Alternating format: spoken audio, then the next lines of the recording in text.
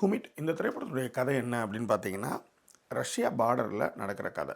அதாவது சவுத் கொரியாவினுடைய பார்டர்லேயும், Russia border, North Korea border. இந்த பார்டரில் நடக்கிற குற்ற சம்பவங்களை ட்ரேஸ் பண்ணுறது தான் இந்த திரைப்படத்துடைய கதை.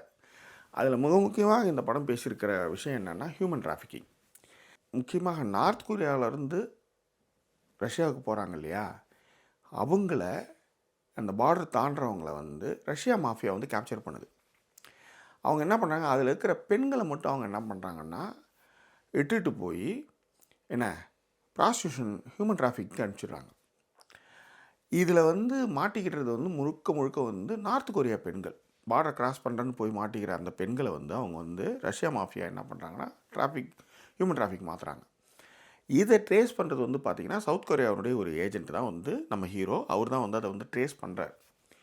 அந்த ட்ரேஸ் பண்ணுறப்ப அவருக்கு ஒரு பெரிய விஷயம் நடக்குது. அதில் அவர் ஃபெயிலியர் ஆகிறாரு. ஒரு உயிரை பறி கொடுக்குறாருன்னு வச்சுக்கோங்க. அந்த கில்ட்டில் இருக்கும்போது இதை ட்ரேஸ் பண்ணும்போது இன்னொரு பொண்ணு இவருக்கு ஹெல்ப் பண்ணுது. நார்த் கொரியா பொண்ணு சவுத் கொரியா ஏஜென்ட்டுக்கு ஹெல்ப் பண்ணுது இல்லையா, அதில் நார்த் கொரியா எம்பசியில் இருக்கிற அந்த தலைவர் இருக்கார்ல, ஹெட்டு, அவனுக்கு அது பிடிக்காது. ஏன்னா நம்ம ஆள் எப்படி சவுத் கொரியா ஆளுக்கு ஹெல்ப் பண்ணலாம் அப்படின்றது ஒன்று. ஆனால் இதில் என்னென்னா அவன் ஒரு கூட்டு களவாணி இந்த விஷயத்துக்கெல்லாம்.